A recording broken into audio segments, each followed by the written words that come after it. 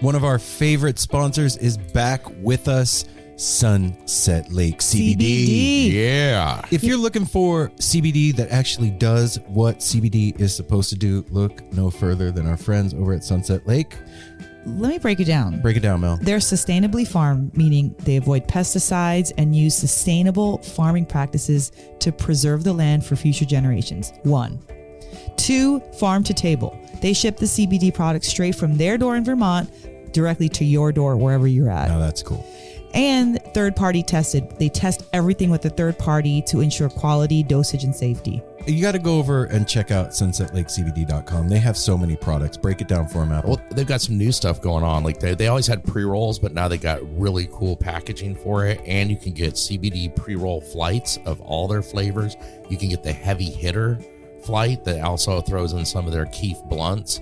They have a new CBD recovery body lotion. I'm excited about that. Mm-hmm. And what was the other? The other one with arnica. The extra strength muscle rub, 3,000 milligram with 5% lidocaine. So look, Oh, yeah, if you're lidocaine. sore, this is the stuff you want to rub on your body to make those aches and pains go away. They even have CBD infused coffee, so you can have coffee without the little jitter that you get from caffeine, and you have it in the morning and you start your day off right. Your body feels lubricated. You're going to sleep good. Yeah, and also they have, if you kind of forget to reorder, they've got subscriptions. And they're giving the No Simple Road family 20% off. 20% off. Put with in the promo code NSR20 when you're checking out at sunsetlakecbd.com. You're going to get 20% off your entire order. NSR20. And don't forget those cute little gummy bears. That's right. sunsetlakecbd.com, one of our favorite sponsors, is back.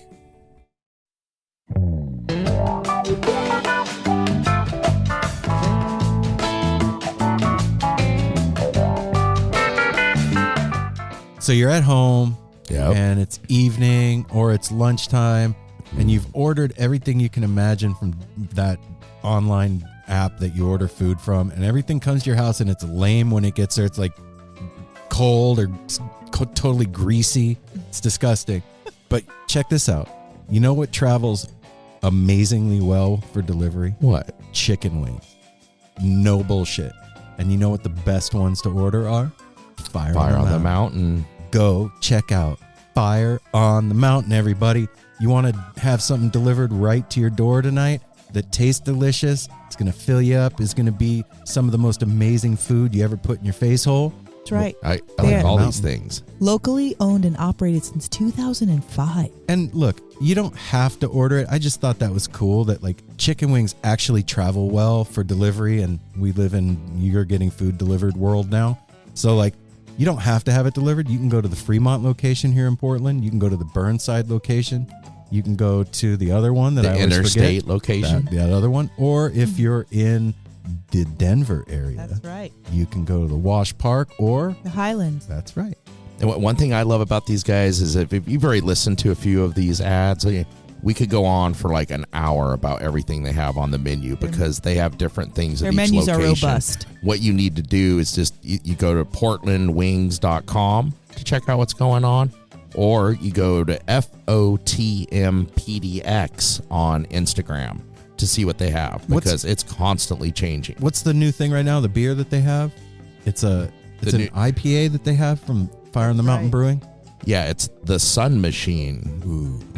It is It's brewed beautiful with looking. their Idaho 7 hops on a canvas of Pilsner, oats, and wheat malts for a softly malted IPA overloaded with resinous tropical and pink grapefruit hop aromas. Yeah, man. Support the No Simple Road family of sponsors. Support your stomach. Support delicious food and the Grateful Dead community at large. It's called Fire on the Mountain, for crying out loud. Go check it out. 3 locations in Portland, 2 in the Denver area. And if you're sad that you don't live in one of those places, stop being sad.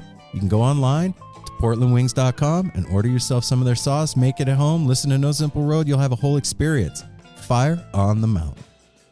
If you were Shop Tour Bus, you'd be super tired right now. Why? Because they have so much going on. I think Luke and the roadies over at Shop Tour Bus probably are just down to like the bones on their fingers. They have worked their fingers. Kind of like in Coco? To the bone. Yeah, kind of like that. Go to shoptourbus.com or at shoptourbus on Instagram. You'll see what the heck we're talking about. And check this out. Good news. Cosmic Charlie's on the ballot this November. He's running as an independent representative of Deep Space, where he's focused on extending the legal boundaries of recreational cannabis and the framework for human kindness. Not surprisingly, his campaign slogan is, guess what? How do you do? Get it, everybody? Though, at first, this may seem shallow and even basic, he and his famous anthem are really wondering about humanity. Tough question to answer right now. How are we doing? Get this shirt. This is super This one's cool. awesome. I Yeah. love this one. Go over to their Instagram. He's got the little joint in his hand. Check out the Cosmic Charlie design. Check out all the designs at Shop Tour Bus for their t-shirts, their hoodies, their stickers, their pins, all the amazing Grateful Dead inspired merch they got going on over Yeah, there. and help keep them busy going into the holidays. We don't want them to recuperate too much. This is a great thing to get as a gift. You can get gift cards. I mean, you can do a lot of things. You could personalize a message. There's one really cute, it's not a new design, but it's a really cute design, Crazy Fingers. Oh, yeah. And they have the hoodie for that one too. So check that one out because that one is a really beautiful color and super fun design. And they're giving you free shipping when you put in the promo code. No Simple Road, All one one word. When you're checking out, you're going to get free shipping. And what's up, Apple? Oh, well, they just got a huge stock of bootlegs. Somebody sent in a whole box of bootlegs. So your chances of getting a Miracle bootleg in your package are much greater now. And they got one other thing going on. They are headed to Berlinetta Brewing next Wednesday, 10/26, for another evening of Analog Dead with delicious beer, tasty food, wicked merch, and kind humans. All right. So if you're up in their area in Connecticut, I'd head on over there. Definitely would do that. And listen, if you order this as a gift for somebody for the holidays, when they open that on that morning or evening or whenever they open their present that you got them, they're not just getting the shirt or the hoodie or the whatever that you bought them. They're getting all kinds of extras. And like Apple said, they may even get a Grateful Dead bootleg in there. So this is the gift that keeps on giving. Go to shoptourbus.com, put in the promo code No Simple Road, get your free shipping, hook somebody up with something special. Hey everyone, Chris Pandolfi from the infamous String Dusters here to let you know that my podcast, Inside the Musician's Brain, is back on the airwaves for season 4, which means it's time once again to get deep with influential musicians from all across the musical landscape to really understand and translate the lessons of success, failure, inspiration, and hard work that are behind the music and the artists that we love. My guests this season include Rachel Price from Lake Street Dives, Sam Bush, Chris Wood, Chris Funk from The Decemberists, Lindsay Liu, MC Taylor from His Golden Messenger, and more. Check us out, and thanks for listening.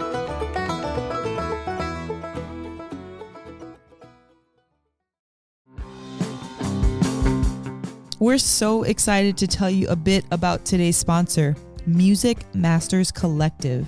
They are a nonprofit organization that produces unique music events, providing opportunities for fans and artists to meet and collaborate in an inspired and creative atmosphere.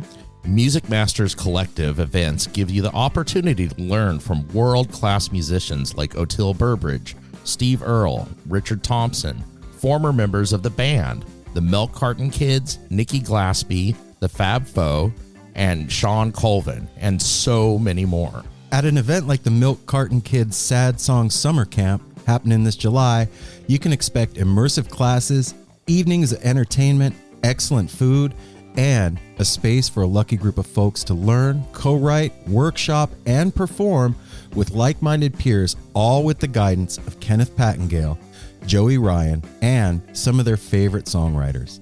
This all-inclusive week in the Catskill Mountains of upstate New York is guaranteed to be magical. Scholarships are available and spots are extremely limited, so visit www.sadsongsummercamp.com/simple to learn more. That's www.sadsongsummercamp.com/simple. Check it out.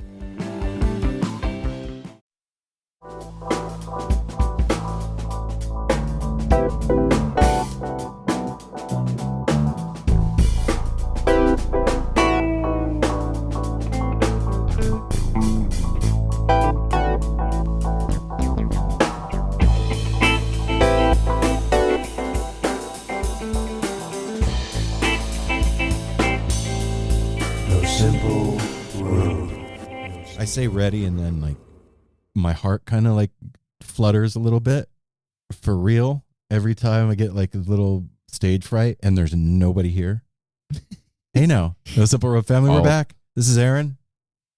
This is Mel. And this is Apple. All right. Sorry, I had a burp in my mouth. We do kind of have a tough audience with Darwin, but he's not giving any shade Wait, right I gotta now. back up a second. You had a what in your mouth? A burp. In your mouth? Yeah, like it was coming up right as you said, and okay. this. All right. So everybody's got the jitters. Mel's got a little tummy thing going. Oh, I'm excited, man. This week's guest or guests on the show is Sicard Hollow, and somebody that I really am excited. If you guys don't know who they are, for you to know who they are. Yeah. And if you do know who they are, I'm excited. Congratulations. For you to hear the yeah. you You've should done be well. really happy that we have them on the show. Well, we had Alex and Will of Sicard Hollow join us, and it was one of all of our really like favorite interviews in a while. Yeah. It really was on a night where none of us felt like it. Do you remember that? No. Yeah, it was on a weekday, and I barely made it home in time. Yes, I do remember. I remember. don't speed, and I was speeding on the freeway, doing like the asshole cutting in and out kind of because I wanted to get home and be ready and not like all frantic. Yeah. Well, and then we were also hosting Apollo Sons that night, so.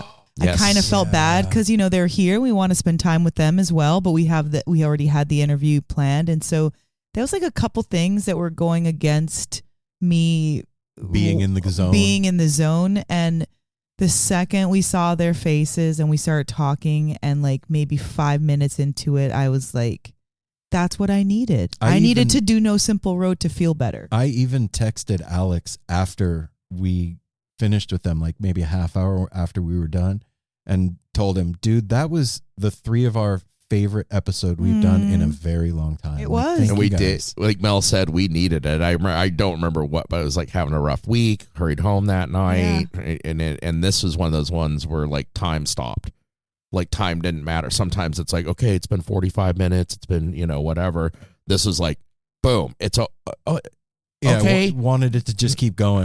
Can we just hang out more, you guys? But we will. I know that nowadays we've interviewed more than our fair share of younger. I'll just say, when I say younger, I mean under 30. Okay. Right. So fair.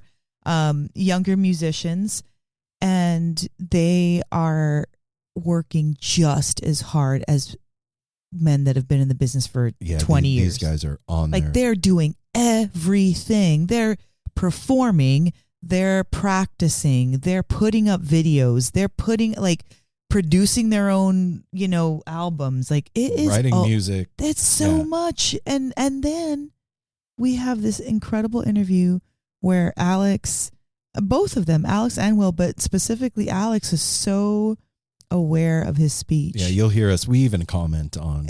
You'll see what we're talking about. So the whole thing is, what I mean is, like, it was so nourishing. This interview, this conversation was very nourishing for the No Simple Road family. So Alex and Will and Sicard Hollow, when you listen back, thank you for a really healing and nourishing night that we all needed. And we didn't even know we needed to talk to you guys like that. There are certain guests that when we get on the call with them, you can feel the energy of the person in the room. It doesn't happen all the time, but like when we got on the call with you guys, it was like you were here with us. And that's what we're going for as much as possible, because it just felt so comfortable and so much fun. And for me, man, Sicard Hollow is probably my favorite new band that I found out about. Like I've been listening to them a lot.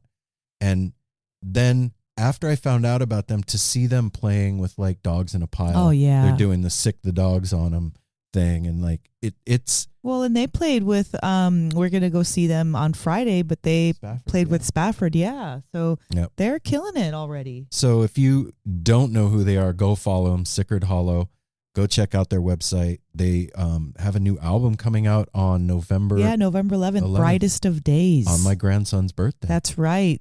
Right on, y'all. So be on the lookout for the new album. And then what's going on, Apple? I just said they're in the middle of a fall tour right now. Okay. Where do we got coming up? Let's see. This is coming out tomorrow. Well, they've already played Montana. They were all over Montana. Now they will be playing in Tennessee on the 22nd. Then heading over to Kentucky for a Halloween show. Right on, guys. Over to Virginia, North Carolina, Asheville, North Carolina, as well as Charlotte. And then we're up North Carolina with, this is going to be awesome, 12/17, Raleigh, North Carolina with Spafford, Aggie, and Neighbor. Oh, shit. I'm working on getting Neighbor on the show, too, by the way. Yeah, I'd love to be at that show.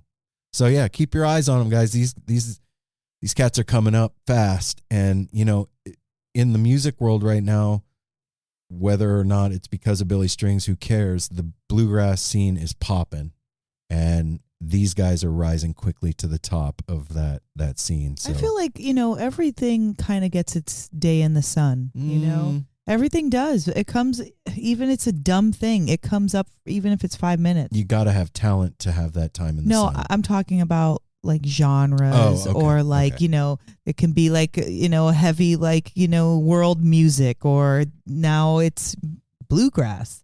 Bluegrass is having its time in the sun, and it's a great time. And I'm really enjoying all of the interviews that we're doing with the banjo players, with just the string bands. It's really awesome. Yeah. And the talent in this band is something that's very rare.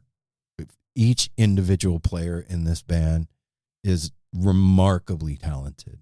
And when you put them together and they make music together, it's a really beautiful thing. And shout out to Timoger. Timoger. Tim, their manager. Oh, Timoger, yeah. I was like, who's Timoger? Nice job. Well, did we say, aren't they coming out with a new album? Yeah. Yeah, we said it. Okay. Where are you at, Ab? Huh? Yeah. I don't know. Go hit the bowl, dude. I'm over here. I haven't hit the ball. I'm on air. We need to take care of that. Hi. All right. Let's do the business, and we'll get you guys to this conversation with Alex and Will from Sicard Hollow, because it's rad and you're going to enjoy it as much as we did. Follow No Simple Road on Twitter, Instagram, and Facebook at No Simple Road. I got it right this week. No Simple did. Road. Cheer for me. Yay, Aaron. Getting it right. Keeping it tight. Go to www.nosimpleroad.com. You can find No Simple Road merch there. You can sign up for the No Simple Road newsletter there. You can also get a tarot reading with the Grateful Dead tarot deck from Whoa. Mel and I. It's a 1-hour tarot reading with the Grateful Dead tarot deck. When we're done, you'll get an audio file of your tarot reading. You will get a personalized playlist based on the cards that you pulled, and you'll get an email synopsis of your reading and pictures of all the cards that you pulled. Look, if you're looking for a Christmas gift for somebody Ooh. and you can't figure out what to get them, and they are somebody that would dig having a tarot reading, what would be better than getting them a No Simple Road tarot reading from me and Mel Also, with the Grateful Dead tarot deck? it's spooky Halloween season, so it's perfect time for tarot time. And we haven't had somebody sign up in a while, man. No, it's Boom. been a bit. Yeah. So somebody throw some love to that. Like, it's them. before Mel's birthday month's over. Dude, Ooh. did we get a... well, hang on. Yeah, we'll get get there. I'll- So the other things that you can do are you can go to patreon.com/No Simple Road. You can become an actual patron of No Simple Road. That means when you crawl into your comfy little bed at night and you cover up with your covers, your heart will be so warm that you won't even need a quilt in the wintertime, because you'll know that you're supporting No Simple Road and helping us get one step closer to the dream that is alive in our hearts and our minds of us being able to do this thing full time for you all the time, 24/7, 365, all the freaking time. They could be like our patron saint. That's right. And your heart will be warm. That's So Patreon. we all be warm together in the heart. And we haven't had a new patron in a few weeks. So, you know, you can go there and sign up for $1, and then we'll say your name on the show and Get super excited, do all those Yeah. things we Angels do. will come Tarot down, reading, aliens, become a and patron. give you all kinds What of else? confetti. 971-808-1524. Yeah, the tepid line. Tepid line. We need a spooky recipe on the tepid line Ooh. for October. Like, Come on, you got some Rice Krispie yummy marshmallow treat recipe that you can share with Mel, us. you've been on that Rice Krispie kit. Side note, Side note. Mel and I were laying in bed last night, lights off. Both of us were almost asleep. And Mel was like, I want Rice Krispie treats. I don't remember that. Yeah. Hell yeah. And I was like, why don't you make them? And you were like, no, I was going to buy stuff at the store, and then I decided not to. And did so, decide not to. anyway, if you call 971, That was a good impression of Mel, like stoned in bed, wanting munchies. 25 years, dude. I got it down. 971-808-1524. Call. You can call in with anything. You can call in with a show report. You can call in with a recipe. You can call and tell us a story, a joke, a factoid. When you fell in love with your pet, you knew they were the one. Yeah. Or a question for us. That's always fun. Question for the panel here. And then, if you want to do something really, really cool for No Simple Road, you can leave us a 5-star review on Apple Podcasts. Yeah. And you can hit that 5-star button, and then you go beyond that to leave a review. And we're very happy to say this week that Mel got a birthday month review. What? So I'm going to throw it over to Mel because Yay. Can this I is read hers. your birthday month review to you? It's not. No. It's not mine. Oh, okay. Never mind. It's not at me. I thought it was to you. I'm just saying it. No, it's for her Okay, birthday yeah. month, which we were Okay. asking for. I'll shut the fuck up. Okay, Let's fuck so up, Dottie. NSR Fam is a title, and it's Sheepx, SHEPX. Okay. Shippings. Sheepx. Okay, not only are these folks as kind, compassionate, and fun as they are on the mic, as they are off, they are simply here to love through conversation and community. Thank you, NSR family, for doing what you do every week. Thank you for your commitment you choose to make to show up and show out. Thank you for loving us through the digital world of the interweb. And most importantly, thank you for being you. Love you. Aw, That's love you friggin' too. sweet. Hell yeah. Whoever Thank you are. Yeah. Shippings. That was really sweet. I know. It was really sweet. Dang. I feel all warm inside like I just Fuzzy? signed up on Patreon for myself. I know. Dang.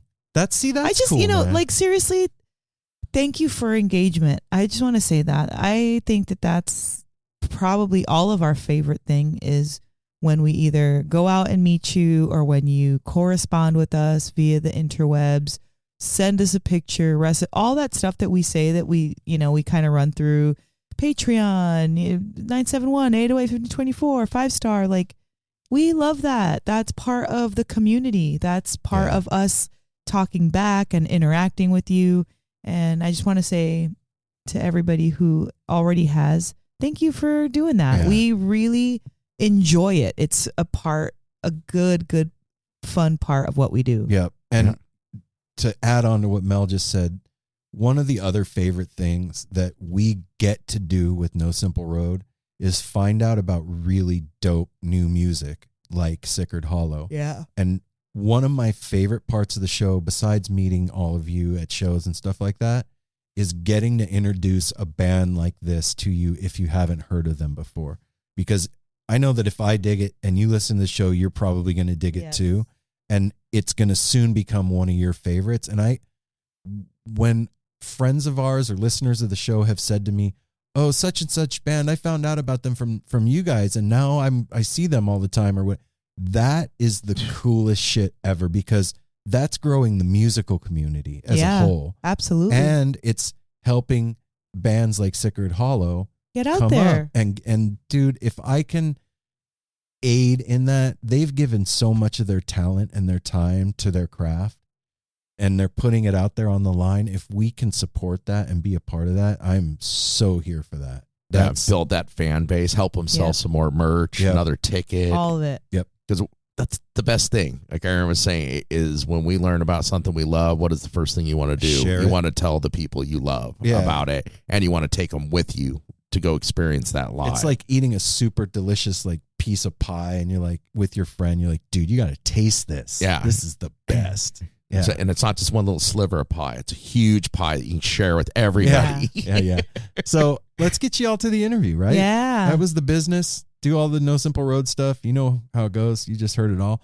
And remember, we're doing 2 episodes a week. So Monday will be the No Simple Road Weekly Rewind. That is a tongue twister. No Simple Road Weekly Rewind. And that's where the 3 of us will hang out and talk to each other. Well, and I have gotten some personal feedback from some like real time listeners saying that they are enjoying the new format and listening to our weekly recap sans the interview. So thank you for the few that I've heard. Do that. Yeah. So let's get you to the interview. Remember, hang out with us on Monday, and we're glad that we're here for you on Friday. Everybody, make sure you follow Sicard Hollow and go see them if they're coming to your area. Do not miss these cats. So without further ado, the No Simple Road crew gives you Sicard Hollow.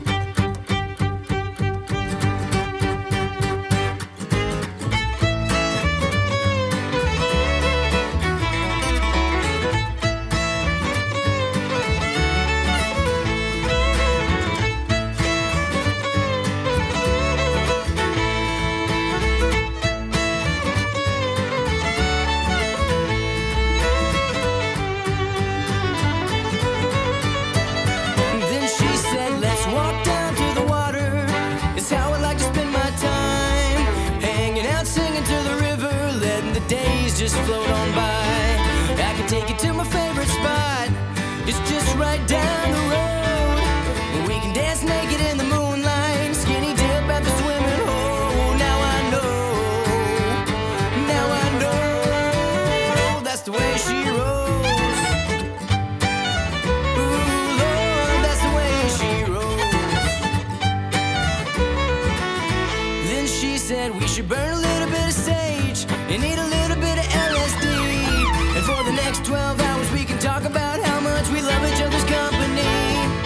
Then we'll get naked in the moonlight, go dancing out in the street, singing songs all night till that sun arrived, cause we couldn't go to sleep. Now my neighbors know, now they know, that's the way she rolls. Ooh, Lord, that's the way she rolls. She's a backwoods hippie, couple drinks past tipsy. Little Miss Gypsy, won't you soothe my lonesome soul? She's my sugar magnolia, scarlet begonia, and the biggest stoner that I've ever known. Well, I'd follow her down any rugged road. She's the only one who can lighten up my load. Lighten up my love, 'cause that's the way she rolls. Ooh, Lord, that's the way she rolls. Ooh, that's the way she rolls.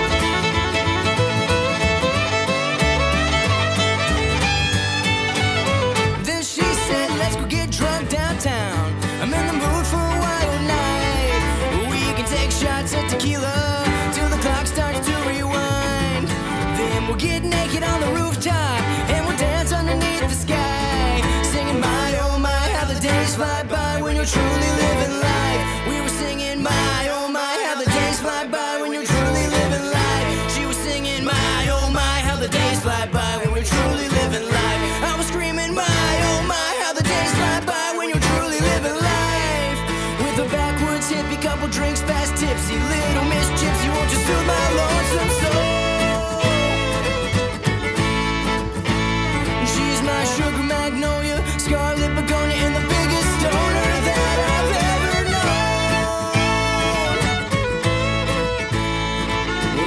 follow her down any rugged road. She's the only one who can lighten up my load. Lighten up my load. 'Cause that's the way she rolls. That's the way she rolls. That's the way she rolls. Oh Lord, that's the way she rolls.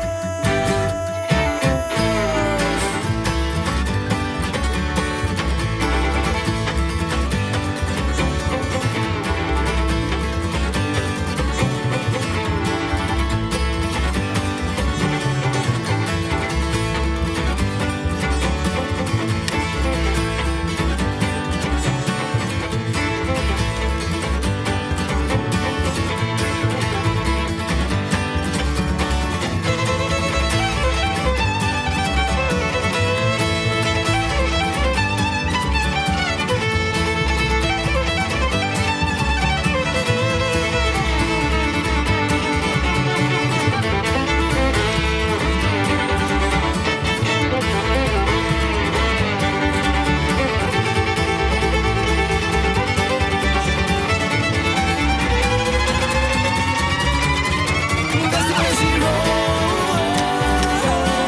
That's the way she rolls. That's the way she rolls. That's the way she rolls.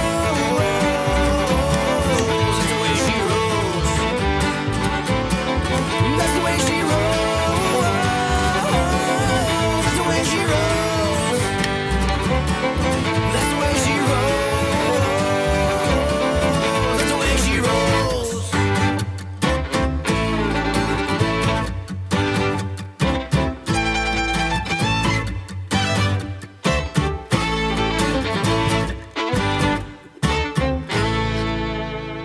Well, shit. Here we go. Welcome to the show. Thank you so much. Yeah, thanks for And having then, us. like, Stoked to be on. for real. Yeah, let us know who, for everybody who can't see us, who we're talking to. I'm Will. I play mandolin in Sicard Hollow. My name's Alex King. I play guitar in the band as well. So, yep. Well, welcome to the show, guys. I'm Yeah. Aaron. Thanks. Nice to meet you. And I'm Mel. Mel, Aaron, I'm Mel. And then Apple. Apple. There Yes. you go. All right. He always I gets won't that forget response. that one. Yeah, it's easy. It's my last name. I feel like I always have to say that. It's not a nickname. It's Cool. actually my last name. All right, so Hell yeah. Alex and Will, who are we missing from Sicard Hollow? Matt. Matt plays fiddle, Mm-hmm. and Parrish. Parrish plays. Now he was only on upright. Now he's playing electric bass and upright with us. So a little bit of both. Right. Yeah. on, Well, Parrish. I wanted to start off with you guys and just say thanks, man. First off, Cool. Well, You know, cheers, For man. real. always Likewise. I'm You. always looking for like good new music, and I can't remember how I found out about you guys. I think it might have been like the algorithm in Instagram, and Cool. you popped Yeah, up. that's It's good actually- sometimes. Yeah, it works. Reassuring because man, we're battling that thing. It's weird figuring that. Yeah. Join the freaking Yeah, club. good luck. dude. You think Yeah. you're making headway and you take 80 steps back, and it's Mhm. like, what the heck? Right. You know? Yeah. It's interesting for sure. It really is. But when I put you guys on for the first time, like my first reaction was, we got to get these guys on the show. And then after listening for a while, I was like, this is my favorite new shit. Fuck yeah, Fuck yeah, man. Thank you. Yeah, for Cool. real. And I'm just curious because you guys are a young band as far as like how Yeah. long you've been together, right? Yeah, Totally. very And, recent. and I've done a little research on you guys. Like, there's a lot going on here. So take me back and like tell me a little bit about how you guys got started as a band. Man, like I think all of us kind of have a different perspective on that. But I would say that Alex and I met at Belmont in 2016 or so. Private school here in Nashville. It kind of is like a huge music school Okay. for like the business side and like commercial majors or whatever. Like you pretty much go there for music essentially. So Okay. Right. Like the And- Berkeley of the South. kinda, yeah, a little bit, you Okay. know. But It's this got is a it's got a like high commercial school. music program that's not as popular as Berkeley's, but the music business program they have there is what they get a lot of attraction from that. Got Right. it. Okay. And so we were in like a fun group of people, and everybody jammed. People started bands, and it was everyone liked the Grateful Dead and Fish and jam music and all that. We were all following that kind of stuff. And eventually, I think some of us got turned on to like Railroad Earth and bands like that. And, Yonder and Billy's obviously blown up. Right. And so all of us are writing songs. All of us are playing together. And fast forward a year or so, maybe in like 2018, right after we graduated, Alex had been writing a whole lot of songs, posting them online, getting a bunch of good feedback, and got an offer to play a wedding up in Buffalo. If I'm right, I think you asked our buddy Nick Riffle to join you on that. Yeah. And then shortly after that, I had been learning some chords on mandolin, just enough to like record my own shit just on my own. Like he didn't even play the mandolin like when we started out. Like he was a guitar player. Like it was like kind of putting pieces of a puzzle together. Which one do we need? He's like, all right, fuck it. I guess I'll try to start picking the mandolin, Exactly. Wow. So started playing mandolin, and they asked if I would want to come and play that show with them. And I was like, hell yeah, sounds like fun. And we'd met Matt, Alex and I both on different occasions, our fiddle player. I met Matt at a twiddle show. I would just see Matt out all around. I'll let him continue, then I'll kind of parallel the story, because I can fill in a couple little things from my perspective of this all too. It is interesting, cool, hearing it from other. Yeah, but I'll let you continue. Yeah. So we were Matt. Alex was like, I know this fiddle player. He's fucking crazy. He's awesome.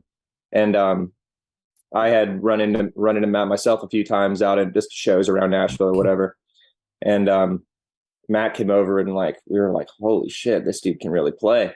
And so we got to we added Matt to that Buffalo wedding thing, and that was honestly the beginning of Sicard Hollow. We didn't have a bass player. No bass player at first. Two guitar players, a mandolin, and a fiddle. We went up there and did that, and we posted some videos online even before that we got real good feedback for. It was real encouraging, and got our band name from one of Alex's family friends off of like a Facebook thing. And it's the road that I grew up. Yeah, it was interesting. The band name is the road behind the house I grew up at in Birmingham, Alabama.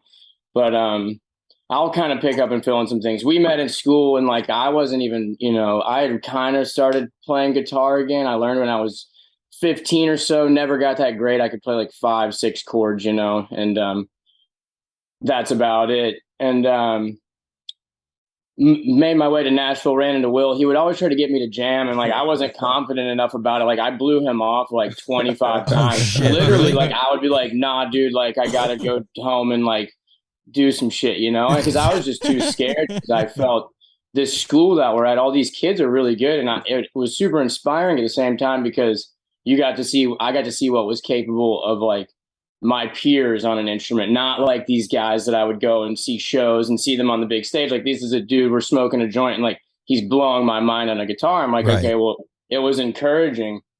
I met Matt. He would just hug me. We would be at shows, jam shows, electronic shows in Nashville. And, he'd be bopping around, and I'd be like, that kid is either like really high or he's just like really happy. And he would just hug me. I didn't even know he was, but it was both. He would just hug me. I'm like, who is that little dude bopping around? And come to find out, he shreds the fiddle. And back to we invited him over to the house. And we played Friend of the Devil, first song. I'm like, what are you guys going to do? We're still kind of figuring out how to pick bluegrass, like, because I didn't listen to bluegrass at all 5 years ago, So we start with Friend of the Devil, and Matt just fucking goes off, and we're just like jaw drop, like, holy shit, like we got to, So it formed like that, just super organically, and there was never an intention to do this, like it was just fun and terrifying at the same time, and it started to come together, and I was like, I didn't want it to happen, What? And then it did, and then next thing you know, I'm on stage. So sorry, I'm going off right now. No, everything is good. Great. Yeah, this is great shit. But you didn't want it to happen. I didn't move to Nashville for music. Like it found me, which is such a non-traditional. And I was scared. Like I'd never played on a fucking stage before. Like my friends did. All right. They signed me up for a gig that was under Alex King and Friends, and I played electric guitar. Will actually played bass. This was before Sicard Hollow, before I was doing bluegrass. Like, I was trying to like just write these tunes. They asked me, "You want to play this show?" I go, "No, do not put my name on that." They go, "Well, your name's on the fucking flyer. Get a set together," you know? So I was like terrified just to put myself out there, you know?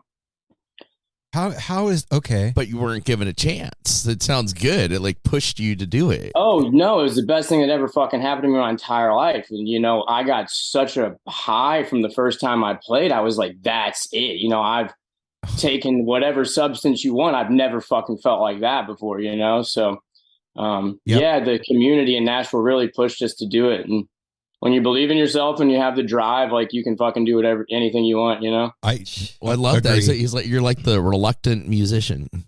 Like, But so wait a minute, Alex, what were you doing in that music school if you were kind of reluctant to performing in music? I had gone to college at Auburn and got really into partying, and I pretty much dropped everything. And, yeah, good. And then it wasn't too good for a little bit. So I took a little bit of time out. I moved to Baton Rouge, Louisiana, and went to rehab for a little bit. And I needed to integrate back into something healthy that wasn't going back to Alabama, that wasn't staying in Baton Rouge because I did not want to be there. And like, that was like familiar, but in close to home. My mom grew up in Brentwood. I have family here. So I applied to Belmont, got accepted in the Hail Mary, you know. I was like, well, I like music. I don't know what the fuck I want to do, to be quite honest. I just was fortunate enough to be able to have that opportunity to go back to school. And yeah, I don't remember a damn thing I learned through that degree. I passed with a music business degree, but the one thing that came out of it is I became a touring musician. So it's crazy how it all that'll work. Lined up. Yeah. I got to ask a selfish question. So you said that, you know, 5 years ago you weren't really picking bluegrass. I couldn't fucking take a solo at all. I couldn't flat pick a fucking G run for you 5 years ago. Same, not even close. What the? Okay, so that's just a testament to like how amazing humanity is. Right. Do you know what I mean? Like how incredible that it doesn't even matter how long you've been playing, where you're at right now is like, and you can remember a time that you didn't even know how to do it. Oh, 100%. Yeah. You can't pick that up listening to you guys. Another guitarist at first, because I was like, I can't take a solo. I won't. I'll fuck it up, which I did quite a bit. And that does not feel good when you're on stage and you're just completely botching it. So I'm like, I'll take a step back from that until I, you know, put in the time and develop my own phrasing and, you know, vocabulary with the instrument. So where do you start with something like that, man? Like, I get that question a lot, actually. I'm asking because I started picking a year ago. I've been playing guitar my whole life. I'm a campfire guitar player. Cool. And at the beginning of this year, I was like, I'm going to learn how to fucking pick bluegrass. And it is the hardest shit I have ever done in my whole life. 100%, yeah. But the most fun, right? But so I'm curious for you, where did you start? When you started like really wanting to dig in and learn it, what did you do? I took to YouTube at first and I didn't find too many okay, you can find like all these different things, but like figuring out how to practice intentionally and focus on something rather than like trying to digest all this material. Like I started with like Brian Sutton, who's a legendary flat-picking guitarist, used to play in Hot Rise and a bunch of other shit. Like he's the man, probably one of the best to ever do it. He has an online flat-picking course, which I bought. It didn't work out at first. Like it was so frustrating, but slowing things down, playing with a metronome and fiddle tunes. Like slow it the fuck down, learn the simple melodies, and they're going to be, and hours upon hours. COVID was amazing for me. Like if I'm going to be completely honest, like quarantine and unemployment allowed me to play guitar for 10 hours a day, 7 days a week, which I stuck to like like it was my day job. You know? Wow. Which is what working from home has done for me. Like, how did you have that motivation just because of COVID? Like you were just bored? Like that's still, even with COVID, you can do anything you want. You know what I mean? Go bake bread, smoke weed. Yeah. How did you get so dialed in? Smoke a lot of pot and still keep up my motivation. I found it through, it's interesting. I could parallel that with running. I got into long distance running, and the dedication to that just paralleled with the guitar and my whole life now. Like I got healthy because I was going crazy. I'm like, what the fuck am I doing? Like getting high all day, watching TV, whatever, still playing guitar. But then it's like, man, we have all this time. Like I saw an opportunity to put the energy towards something while we're not playing any shows. And like, it really, really helped me out in like every aspect of my life. So wow, congratulations, man! That feels good to be like at the beginning of your career, and you already went through your craziness, so you can have this. You already have experience, is what I mean, and you're just starting. That's a very unique position to have. Will, I think so too. Was your experience with COVID the same? Minus the running, yeah, pretty similar. I tried the YouTube classes. I've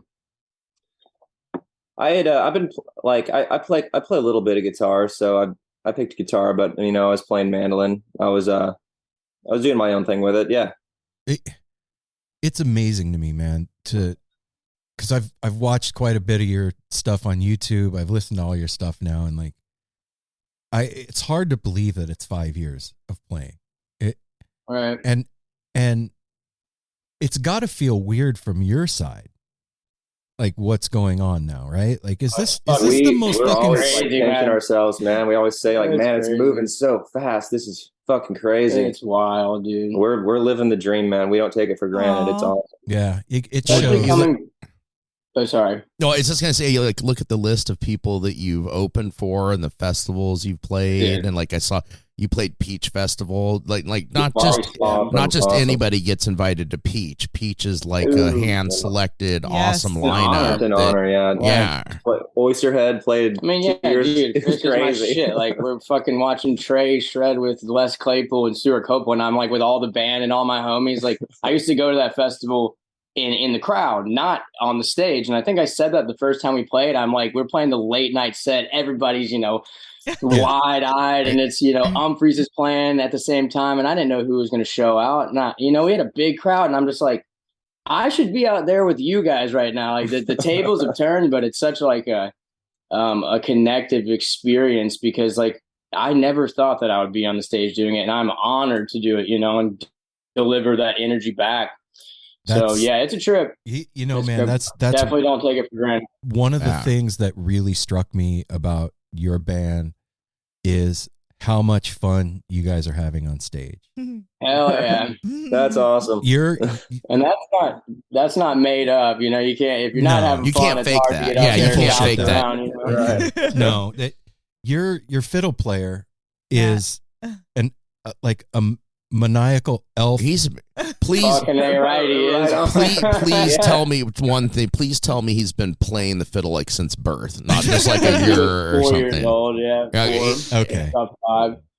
He can literally like just speak a conversation with that thing. It's quite inspiring. Quiet and that's why we got good. I mean, I'm not saying we're good, we're great, but like why we improved so much too. Hop on a stage with him and watch him fucking tear that fiddle up every night. You're like, I want to live. I want to feel that. I've said we were pretty new to bluegrass too. We just really started getting into it in like 2019 when we went to Northwest 1819. And you mentioned like seeing Railroad Earth earlier, like Tim Carbone. I'm convinced now that like fiddle players are wizards. They're like the wizards of the bands. They have a look in their eyes, their playing style. And they elevate the whole band. You see everybody kind of like they're the leaders, kind of. It seems like a lot, and then they go into these solos that just melt your mind. I mean, it'd be hard. I can imagine with Matt, there's some times where it's hard to even continue playing. Like you got to stop and just admire what's going on. Like, shit, I'm supposed to be playing with him. I think. Like, damn. I sit there and laugh. I start laughing. Like I'll just be like, because I stand right next to him, and I'm just looking at his fingers. I'm like, I'll literally be on stage, and I'll just start laughing. I'm like, he has the cheat codes downloaded somewhere along the way. I want those, man. I've been looking for those all over YouTube. I can't find them. So, guys, so you wait a minute. I just want to clarify. So you got lessons, and that's how you got so good. Online lessons, but it's like just putting the intention. Anybody can download the fucking the platform and have all the videos and go watch it, but that's not like apply, because at first I didn't know how to practice. I was like, how the fuck where do you start with this? You know? And we're all like, being in Nashville, there were people that we knew that were playing bluegrass before right when we started. There was a band called Grass to Mouth, and they were real good, and they showed us some stuff. There's a band still going now called, that's a great name. Right? I love that. Yes.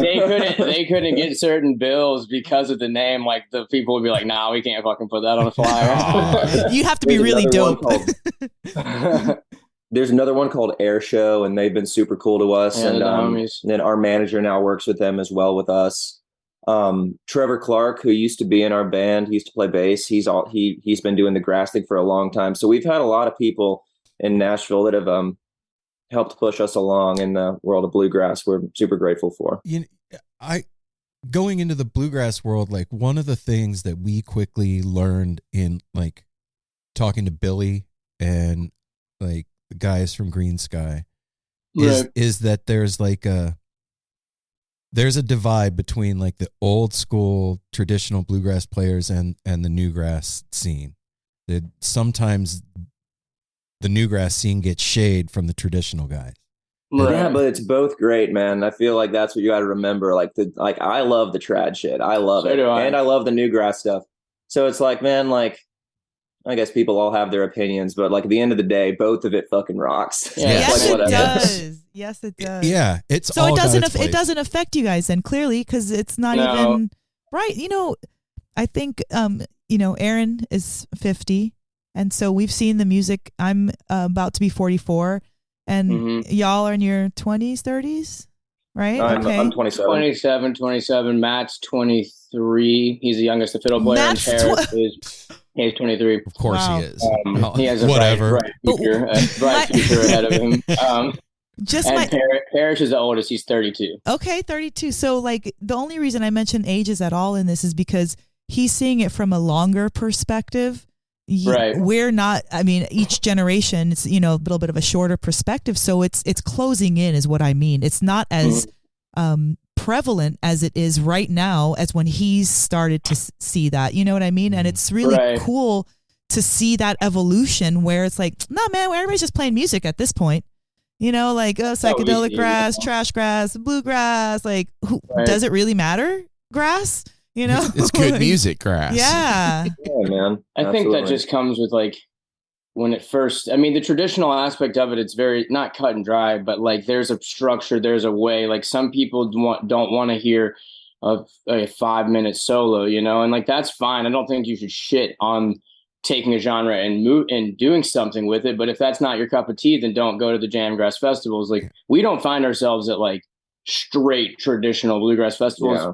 We not really. We would love to. I love that shit. You need to study that stuff to understand how to play bluegrass, though. That's what, if you want to learn too, go throw on some Tony Rice records and pick to it. And like, you need to have those, like that foundation, but also we'd be fools not to push it and have fun with it and throw our flavor on it, which I think is why people like us and why we've seen great results is because we play bluegrass how we learned how to. And that was us sitting around, throwing shit at the wall, figuring it out how we figured it out. We weren't taught by old traditional guys. We didn't grow up like Billy Strings is so good at it because he cut his teeth on that. Yeah. And he pushes the envelope further than just about anybody does, which is why it's so incredible what he is able to do. Right. But yeah, it's an interesting thing, but nobody ever like sticks their nose up at us. And if they do, then they can kick rocks. Sure, I wish them the best, but like, Yeah, no. I see the wave of like newgrass growing, like it's like a pretty big wave. If you go back, it's like you go maybe newgrass revival, start there, and like they were the big thing for a while. Maybe even hot rise before them, maybe at the same time. I'm not exactly sure. But then you go to after you get to old school yonder after that, the late 90s going into the 2000s, and that was the hot thing. The Jeff Austin stuff. Then you get to Green Sky, and Green Sky's rest in peace to the legend Jeff Austin. Then you go to like Green Sky and Infamous String Dusters, and they're huge. And now we get to Billy, and it seems like bluegrass is the biggest it's ever been. And like, honestly, old school yonder is what got me into bluegrass. I found Billy a little bit later, in 2017 or so. And it's cool that I feel like right now I've said this to some other up and coming string bands that we get to play with, and like right now is like to play string band music now is a great time to be doing it, because frankly, Billy's out here kicking down these doors, and like people their minds are open to listening to this. It's not just hillbilly music, you know? No. And you know, it's a trip, man. Like, the first time we saw Billy was at Peach. Yeah. Yeah. And, you know, that's a festival set. It's different. And, right. And the crowd that's there is there for Trey and Goose and Billy and everything else and you guys and whatever. But we went to, he played out here at this venue called Edgefield. And where are you guys at, actually? We're in Portland, Oregon. Yeah. Okay, cool. Hell yeah. Cool. Nice. So we go to the show, and it's, I would say 85% young heads. Right. Right. And to me, coming from my first Grateful Dead show was in 1989. And like, fuck yeah. And bluegrass was something that the older heads listened to sometimes. Bluegrass wasn't prevalent. And it was a trip for me seeing that the crowd that's going and seeing Billy String shows is 85%, 20-something to 30-something heads, right? Right, yeah. And I think it's exactly what you're talking about. There's a revival going on right now. And largely in part because of Billy, but because of other bands too, like the Kitchen Dwellers. Shout out. Those are the boys. Love the Dwellers. Big shout out to the Kitchen Dwellers. Yep, shout out. Incredible. Torin, we want you on the show. We love you. Shout out Torin. Yeah, we're actually we'll see them on Sunday for Cave Fest this upcoming weekend. We're playing at the Caverns on my birthday, guys. You're playing on Saturday. Yeah, the 8th is my birthday. So I saw that right before we got on. I was like, on. Hell yeah. But to see it happening right now, from my perspective, it's fucking cool, man. Like, and what Mel said, it's like the walls have fallen down as far as genre goes, and we can all just like kind of sit back and agree that this is just good fucking music. It's not. Right. I'm not a hick if I'm listening to or picking bluegrass now. Nope, totally. And like the trippiest part of all of it is that, to me, is that bluegrass is some of the most psychedelic shit there is. Oh yeah, totally. I never knew that. Like all these years, I found that out at Northwest String Summit here in Portland in 2019. Is that the Northfield, like the Northfield Mandolin Festival? No. This is called Northwest String Summit, and it's they just ended it, right? Yes. The 20th anniversary.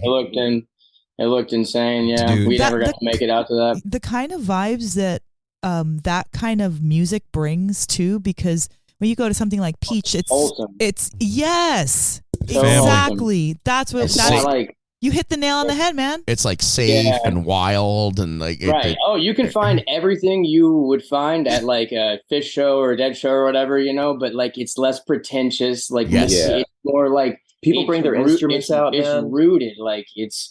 And I love, you know, I've seen a ton of Fish, you know, a little shy of 100 shows, and I'm like, you know, I love that community, but I don't get absolutely. I got a big bolt on my hip with a bunch of Fish donuts in it. Cool. Yeah, well, that's my shit, you know. I found the bluegrass through the jam scene, straight up. Same. And it's beautiful to be able to mix them. But yeah, I like how the community is just more wholesome, you know. I don't really know how to say it, but like you can feel it. It's a tangible feeling when you go out to these bluegrass festivals. Like it's family, you know. Not to be too heady about it, but like to me, the reason that it feels like that to all of us is because it's analog music. You've got wood and wire, and those frequencies do something to our bodies in a different way than electrified music does to a human being. And I'll take that even a step further and say that, and look, I'm down for whatever, all kinds of music. Let's go. I'm ready. But a step further is you take EDM music that's been made through a computer, that's doing something different to our brains and our molecules and our whatever than just stringing some wire across a piece of wood. And that's some primal shit.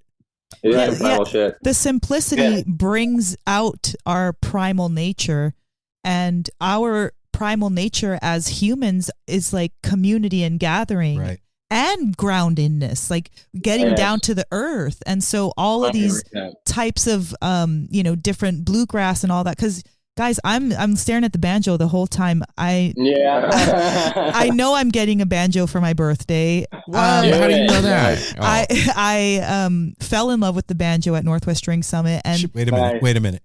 My girl, man, we've been married 25 years, right? And you know you're gonna make me forget what I'm gonna say. No. I rarely have seen her like fall in love with a thing. Right. Not very materialistic. You know who Tom Neckville is, right? Actually, I don't know. The banjo maker? Yeah. Yes. Taylor plays. Okay, no, I'm not familiar with the banjo with years. Yeah, we got a buddy who plays one of those banjos. Right. So he comes and he brings a Neckville to Mel. Well, he didn't bring it to me. I felt like in a beautiful love story, it would sound like that. He brought me this Neckville. Okay, but we were interviewing him, and he had one of his. Him to you. Yes. But she's like, she doesn't want just a banjo.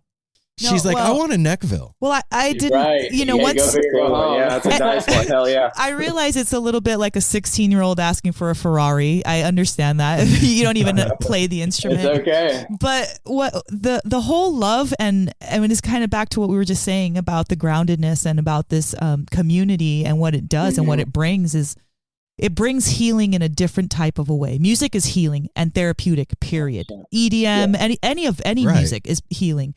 But there's also like sometimes you need to go to the emergency room, and sometimes you need to go to the oncologist or the gynecologist, right?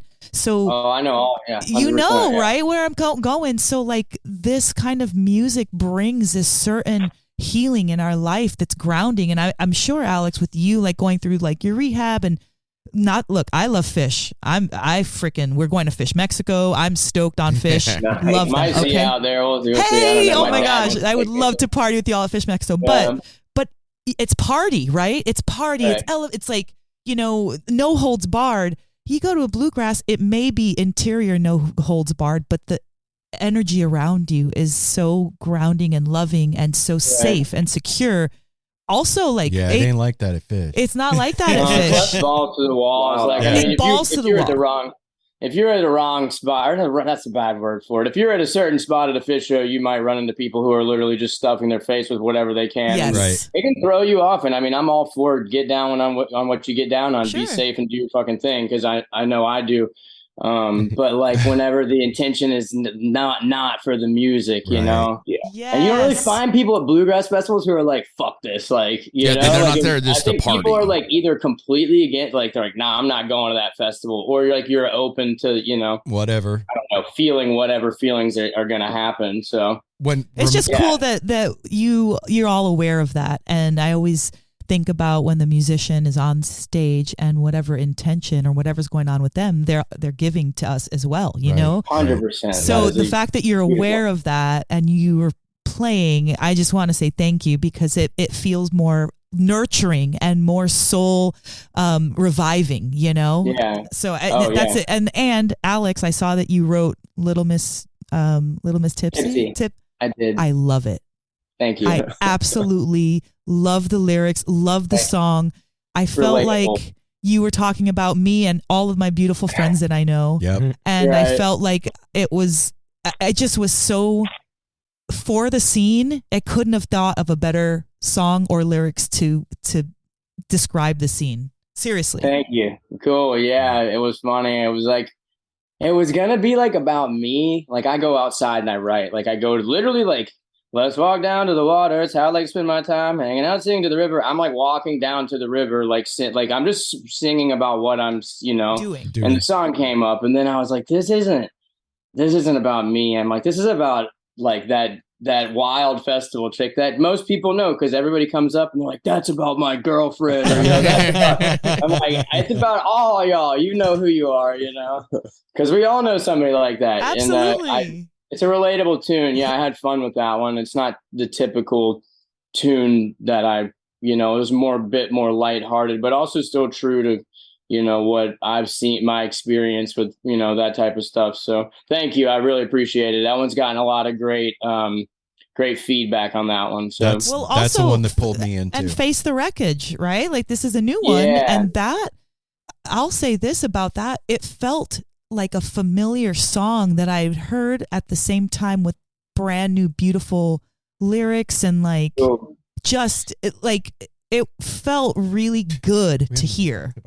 Awesome. Yeah, that one I wrote, I think a little bit before we recorded the record. And I think I snuck it in there, not like just for our producer, John Mailander. He actually, played on Billy String's first 2 albums, fiddle player, or on Home and on Renewal. Okay. But I snuck it in there, and he picked it to, as one of the ones he thought should be on there. And it really came together. But that's a meaningful tune to me. And I'm glad that it made it and got brought, made the cut and got brought to life. So we're super stoked to have that song out. So I just told Apple, I was like, we've been at it for over a half hour and we haven't even talked about the new album. It's like we always do. Sometimes we talk for a half hour and don't even talk about music until a half hour. That's true. Sometimes you get me going. Y'all have to hang up on me. I'll just keep on chatting. Trust me, you got the right 3 people. And let me tell you, Alex, when you listen, when you listen back, you'll enjoy your own interview. That's what I really feel like. I agree. One of the Patrick from Cycles. I don't know if you know who Cycle yet, right? I love Pat. I met Pat on Fish Tour like 6 years ago or something. Pat, shout out Pat. Shout out Pat, because when Aaron and awesome. We love them, right? And so when Aaron and I we literally got out of the car, walked on the fish lot, and we bump into Patrick. Right? Yeah, he's a huge fish head. Yeah, so amazing. I forgot where I was. I don't know. Sorry. Well, I don't know. There goes that train. Yeah, the train's off the track. Hey, it's all good. Shit, you're good. No we worries. just wanted to shout out Patrick. We just want to give him a shout out. I'm glad you did that. He's a great friend of mine. Yeah. Since we're doing that, I saw you guys are doing a couple of dates with Aggie. We love Aggie. Yeah, we fallen in love with those guys too. Got to meet them out at Peach Festival and stuff. Nice. Yeah, we haven't I've seen them play at I want to say Resonance Festival. I can't remember where I saw them play at, but I've been following them online, and I love their energy. Like they just seem like happy, goofy kind of guys. So I'm excited we posted those dates, I think today or yesterday, and like a ton of people immediately started texting me, those are the boys. So yeah, we're excited about the upcoming collaborations with certain bands like Neighbor. Also, I don't know if you guys are hip to Neighbor yet. Cool guys. And we got some Spafford dates coming up too. Cool. That was the guys, Apollo Sons, that are here. Right before we got on with you guys, their lead singer, he came down and he was like, dude, that band that you're interviewing, they're fucking opening for Spafford, man. I want those dates. Yeah. Our buddy just started managing Spafford. He manages Dogs in a Pile, and it's been cool to immediately as our dates started coming through, Ross took the position. So we're going to Montana and he's flying. It's going to be like a vacation, It's going to be super, super fun, but it's cool how everything is, these connections we're making between bands. Now it's all paralleling in weird ways. And you have good management. That's what I love with this scene. Everybody, we're all each other's biggest fans. Like you just mentioned Dogs in a Pile. That's love those dudes. Jimmy and Sam. Shout out Jimmy. Me and Brian have been starting to write some songs together, and that kid is God, I could go off about it. He's fucking inspired the hell out of me. I have big love for Dogs in the Pile. They're big. Super at Peach Festival, we interviewed them live on stage at Peach Festival, or not on stage, in the lodge. And we got to meet Jimmy's dad, who's so he's so fucking cool, man. And so appreciative. All of them are cool. Yeah, we just played with them in Nashville, actually, on, when was that? A month ago. We did a co-headlining gig with them in Nashville, and we did a joint set. We did a Sick the Dogs on them, so it was, they played a set, we played a set, and then we did a collaborative set for the last one. So is that the Brooklyn Bowl? No. Okay. No, we Basement East is another venue in town. It's a great venue. It almost got torn down by the tornado a couple years back, but oh shit, it's up and running. It's a beautiful spot. We keep saying to you that's on our hit list. It's like we got to go to Nashville. Like come on, we got to get out there. Do you guys have any plans to come out west, out our way? We're taking a little break here for a second. Don't freak out. Everybody remain calm. Chill out. Oh, okay. I'm sorry. We're going to tell you about some cannabis stuff. Go ahead, Apple. Oh, cannabis. Well, if you're up in the Portland area where we are at, you can come visit Define Premium Cannabis. Define Premium Yep, these are 2 fine dispensaries to handle all your cannabis, CBD, THC needs. We have one location in Hillsboro where I work at Monday through Friday. And we have a location, cute little boutique out in Forest Grove. And when you come in, we like to take our time with you, navigate you through the perfect, all these perfect treats that are out there. There's new stuff every week. We take our time, and we want to get you headed out the door with a sack of stuff that's going to make you feel good. See, okay, check this out. Back in you're going to be like, what, Aaron? But just stick with me here. Back in the Aaron? day. Sorry. I'm sticking with you. Back in the day, I went to work for Apple, not you, but the actual company Apple that makes iPods and stuff. I remember you were a genius. That's right. But one of the things that really stoked me out about working for Apple after I had been there a couple of months was their thing with people coming into the store was not to try and sell them a bunch of shit they didn't need. They were like, look, when people come in, what you want to do is figure out the product that will help that person in their life and make their life better when they leave the store with it. If you can only sell one thing to them that makes their life better, then sell them one thing. We don't want to sell a bunch of crap. And I feel like that's how Define I like where does you're headed. business. I feel like I'm a cannabis genius. You are an Apple genius. Yeah, Absolutely. an Apple cannabis genius. At Define Premium Cannabis. So when you come in and visit us, make sure to tell us that you are a listener of No Simple Road, because then we'll be really excited. We'll give you a 10% discount, and we'll give you a free T-shirt. Apple might even jump up and down for joy. Yeah, I might even give you more than a 10% discount because I'm just that kind of guy. Okay, so Define Premium Cannabis, 2 locations here in Portland, 1 in Hillsboro, 1 in Forest Grove. Apple works at Hillsboro, and now we're going to get back to Sicard Hollow and find out if they're going to come out west.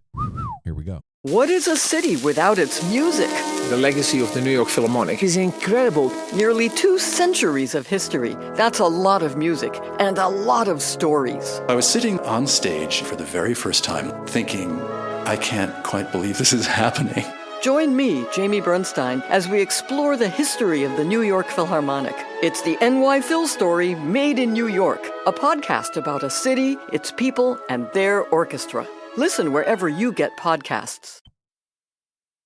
We got man, there's one that we I don't think announce yet, but we'll be out relatively close to where y'all are, and Okay. There All might right. be So we'll keep an some eye dates. Well, what about, so Aaron said we hadn't talked about the album. Let's hear about the album, guys. Cool, yeah. Been a long time coming. It's been interesting just because like the logistical hoops you kind of got to hop through. Like we recorded it quite a while ago, actually. January. Okay. Oh, shit. Damn. Really?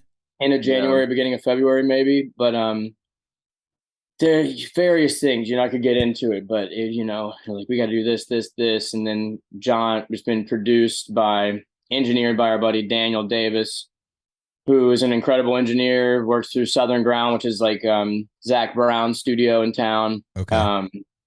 And they're, lining up their schedules. And then when we were going to initially release it, we had to hold for a venue. The dates weren't going to line up. So that's actually what we made the Dogs in a Pile show was supposed to be the album release. And then now we're working with a publicist and like how they're recommending us do it. Just ended up pushing it back, so it just got finalized though, like all the editing, or whatever, any effects and post tracking production stuff, it just got done and it is very good. So I know that like whenever I record myself playing and I hear it back, I can't handle it. Like, yeah, I feel man. You hit that red button, you start scrutinizing the hell out of yourself. Every the way it goes. Yeah. It's easier not to listen to it, actually. But to have an entire album of new stuff like that, do you guys sit down as a band and like listen to the whole thing together? Yeah. Yeah, absolutely. Just because it's going to like, you know, there's a point where it's like, hey, if you hear anything, like speak up. Because everybody's listening differently. Yeah. Like I'm the guitar, I'm going to be analyzing that. It's like, oh, the fiddle squeaks, like, oh, fuck it, you know, like whatever, you know what I'm saying? Like, yes, yeah. Well, Matt's like, how could you ever, you know, what, you know, this is, so it's yes, we all, but it's like also everybody, you know, you got to get everybody together and say, fucking pay attention. This is what we're doing, that we're going to run through it. And like, we'll listen to it a couple times and speak your mind right now. And then we'll go through song by song. And if you hear anything finicky, you know, rewind it, check that out. What do y'all think? Boom, move on. Huh. That's like when the songs are done. Whenever we're in the studio, everybody's nitpicking the shit out of it, and you have to have a producer there to be like, all right, guys, we're moving on. You can't run the same solo 20 times in a row. Unless you can pay for the studio for as long as you want, which eventually, hopefully, you know, we'll get to that where there's no time constraints, free to create and be, you know, but with the recent, you know, we get 3-4 days in there, and it costs a good bit of money. So, you know, get in there in the morning, get on your shit, be ready to go, and don't spend too long nitpicking one little thing. Right. So what's in this experience of creating this album, it's a 2-part question. Right. What's the hardest thing about it, and what's the most fun thing about it? Here we go. I mean, the just going to the studio and getting in that zone, and like we did like 12-hour days for I think 6 or 7 days, like a whole week. It was like 4 or 5, like 4, I think, full studio days probably. Right on.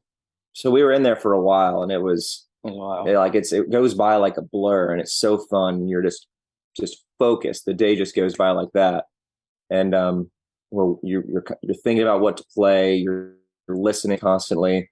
You're trying to see it as the big picture, but also trying to put yourself on a microscope.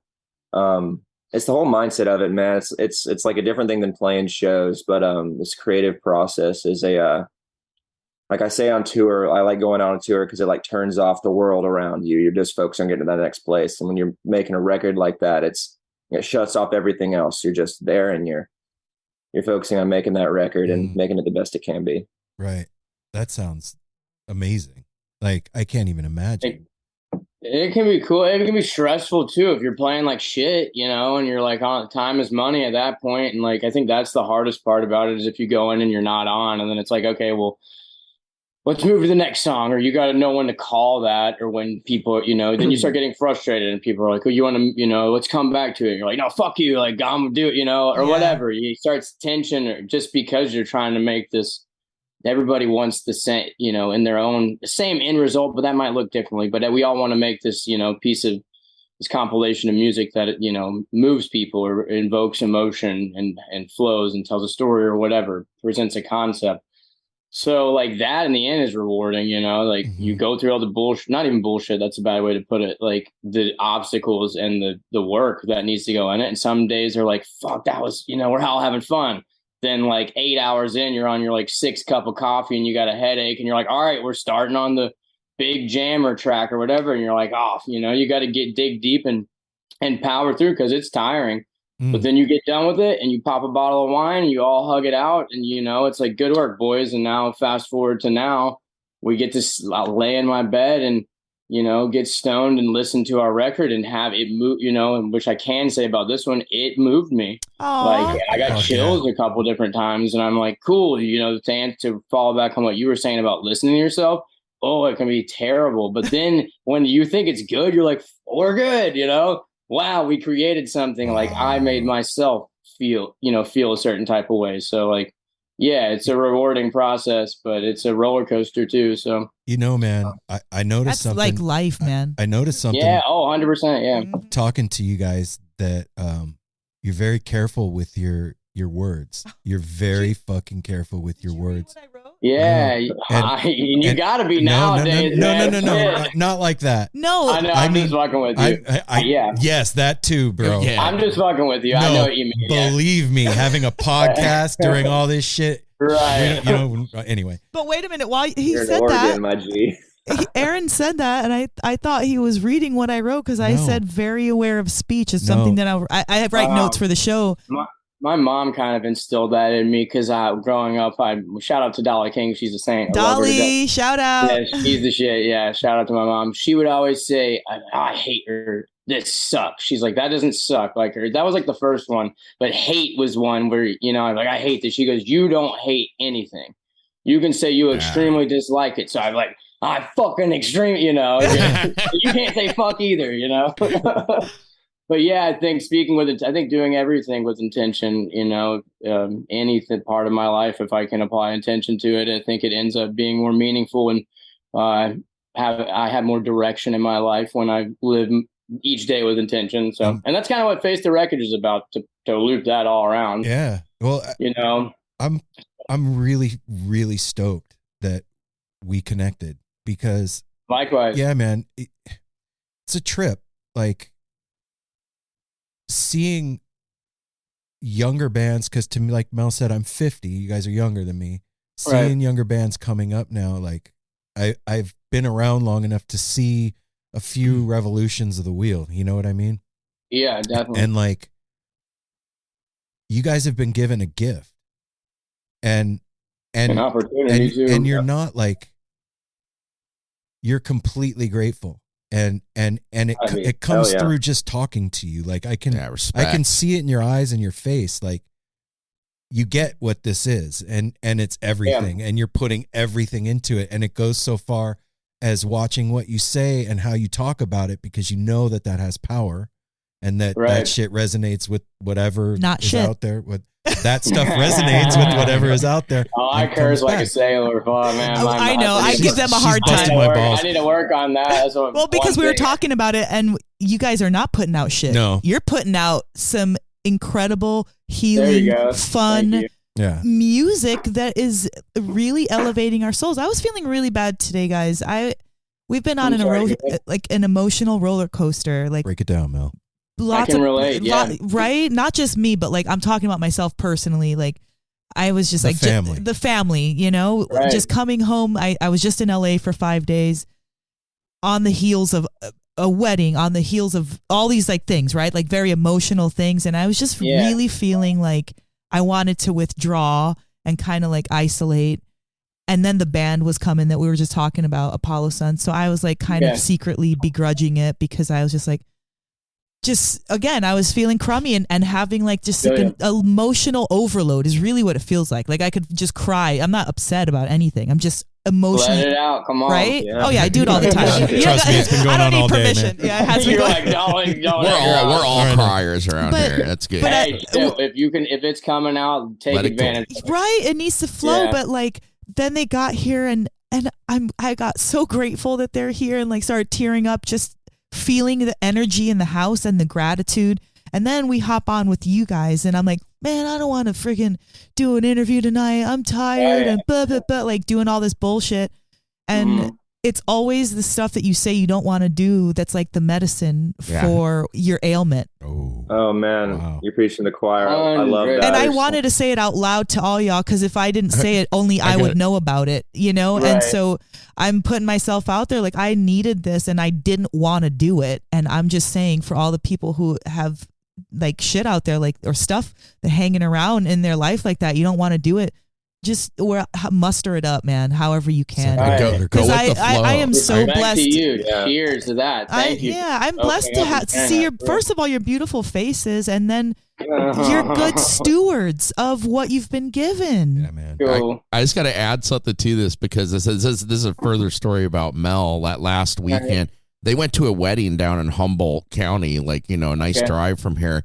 They got up early in the morning, at like 4:30, 5 in the morning, to drive straight home to change so we could go see Tab, who just played out here at Edgefield. And we're going in, and of course we're all happy to be there, but Mel tells us, she's like, guys, I'm just not feeling myself. I'm feeling kind of antisocial. So if I'm not really into the show, don't worry about me. I'm still having a good time, but I'm just not feeling it. Fast forward to like a half hour later, and she's like, I want to go down on the floor and dancing all over in there, Well, the substances helped. The substances helped that night. Yeah, but you guys know, because sometimes if you this is the mature audience now, but if you're taking something, sometimes it can elevate that depressed mood that you're in. 100%. That's why it's medicine. And other times it can take it further down. You know, it can, right? It can put you in a. Had it happen on multiple different occasions in multiple different facets. Yeah. So I'm very aware of it. y'all know. And so sometimes I'm just, because when you're in the public eye, I'm very aware of. I love people and I love to share myself and talk and cheer people on and hell yeah, and right But then when you're not feeling that inside and you're around that same environment, I feel like I'm doing I don't want to be the black hole sucking the energy out. Right. I feel you. That's the digging deep. And so the digging deep, it's thank God for my band, my two guys, because honestly, the whole night I've surrounded and then all of a sudden I'm like, you know what? I got this. I'm feeling my mojo back. I got it back. And so I don't know. I'm the scene I'm really grateful for, and I'm grateful for y'all 27. That's my daughter's age, man.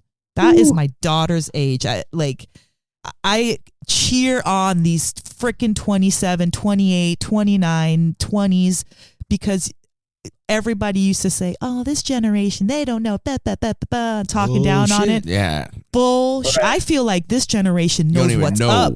They know what's up. The lyrics that you're spitting out, along with the music and how far you've gotten at a tender young age, and all the experience, life experience. I'm doing air quotes. Everybody who can't see us. Which was needed. It's funny how it all worked out. If I didn't have the experience, I wouldn't have shit to write about. Well, and the whole way along too, like we were saying too, of keeping tradition alive, having respect for yourself and what came before and what's ahead of us.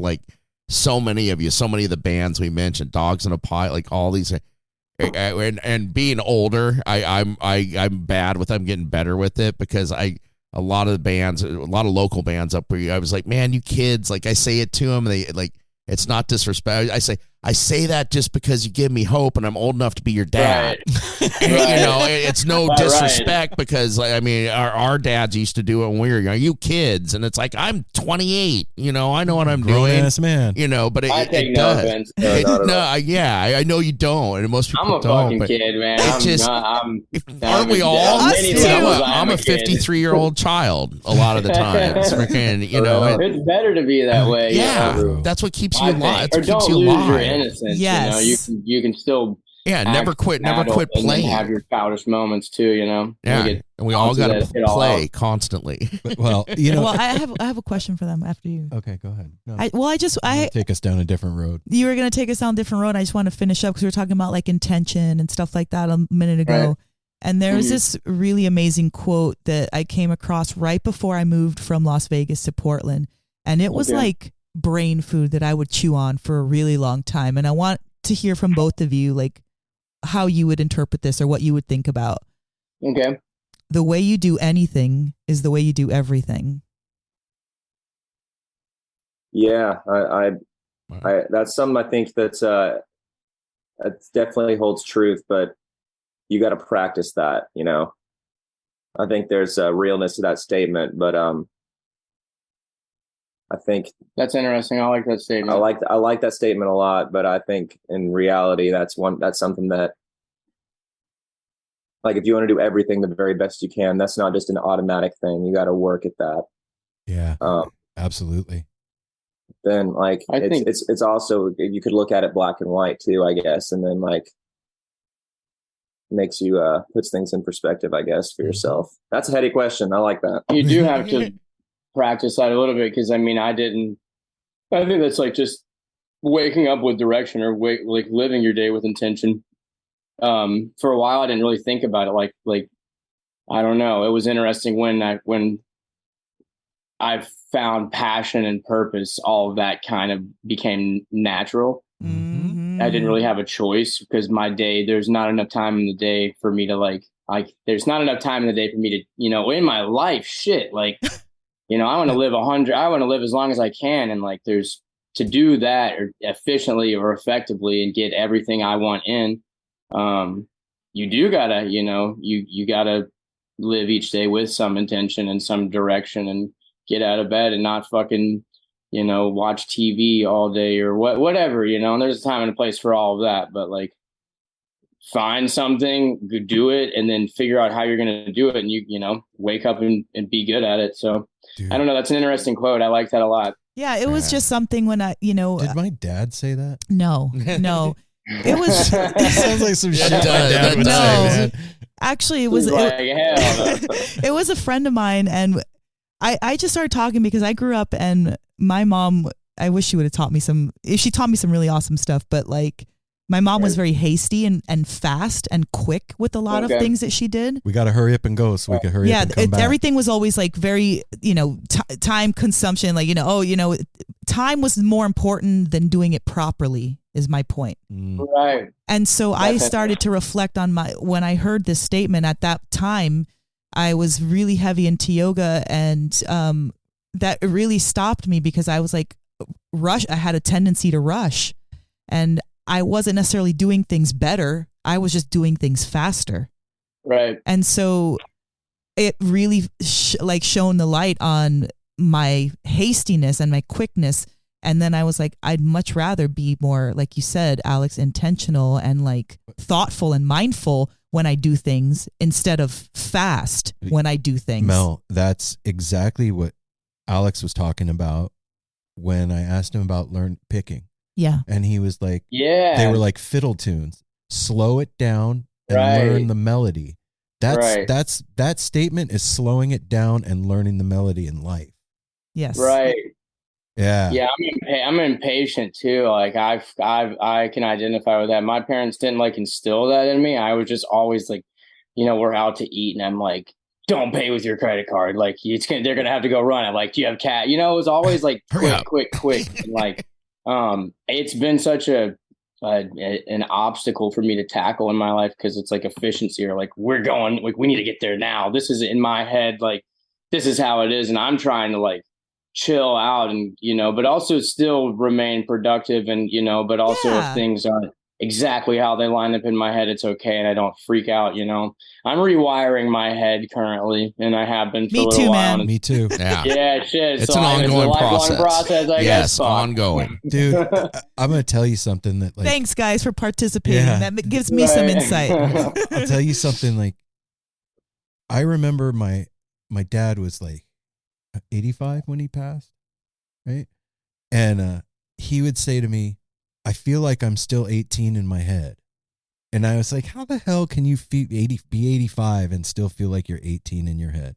Right. I get it. Yeah. I totally get it.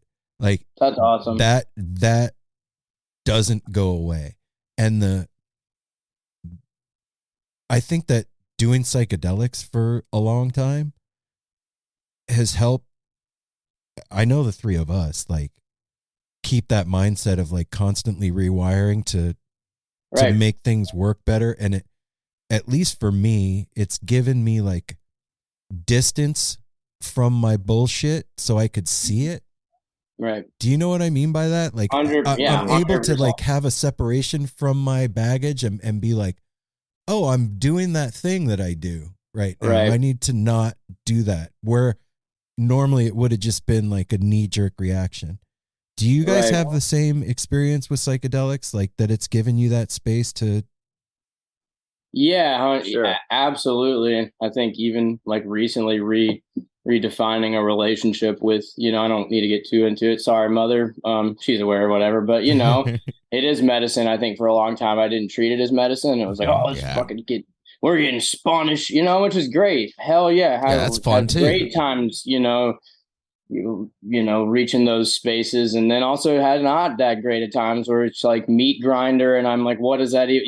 Just hectic. Like where was the insight in that, in that whole situation? Like, I don't fucking remember what happened the last 10 hours. So I think redefining that and now using them more, again, back to the intention, having a reason. And if that's just to go out to a show and enjoy it, like, hell yeah, but like reinstill that in your head rather than just like, I'm not as much like somebody to shows like, hey man, open your hand. And I'm like, all right, now I'm like, no, I'm, I'll get whatever I need for the night. Like, I'm just not as inclined to be that like outgoing with it. But yeah, like insight and it just grounds me, and I don't need it all the time. I don't, No. And there's been times in my life where it's been more frequent, and when, I take a step back, and I think developing a respectful relationship with everything kind of helps you not get put in your place all the time with it, which you need that sometimes too, maybe that happened to you the other night. Like you sounds like you overcame like a mental battle and figured something out about that, and then you change your reality. You can change the situation and have a terrible fucking trip, terrible, not an enjoyable experience. And then 5 hours later, you're in bliss mode and you've battled through that. And you're like, all right, the night, it turns with the flip of a switch. So, one thing I've found too is I haven't done a lot of show. I did a show. I'm rarely the DD for a show, and we went and saw O'Teal and Friends with Kim Hawk and stuff recently. Yeah, it was the first show I like that night. Usually, I usually consider a sober show, smoking weed and maybe having a couple beers. I didn't do anything. I went to the show, and I'm sure you can relate to this. Even if you're just doing a little bit of style, I went completely sober. When I left, I was so high because once we've been there, we know that frequency. We've all been there. You go to a festival or a show, you pick up, especially on your family and your friends. We're so in tune, like you guys as a band, us as what we do. We share one brain a lot of the time. So like I walked out of that show able to drive, able to be coherent and everything, but high as hell, and picked up on the crowd and everything. So it's like you say, it's not always necessary. It's fun. It's fun to navigate the world in like so many different ways. Well, and like you said too, man, like the whole idea of reframing how you approach the medicine. Yeah. Even calling it that. Like a while back, we started saying, like, instead of saying like we took drugs at a show or whatever, we say we took our sacrament that night. Like that was our sacrament for the evening. That's beautiful, honestly. Well, because it did change. We were doing drugs at one point, and then it changed and turned into a sacrament.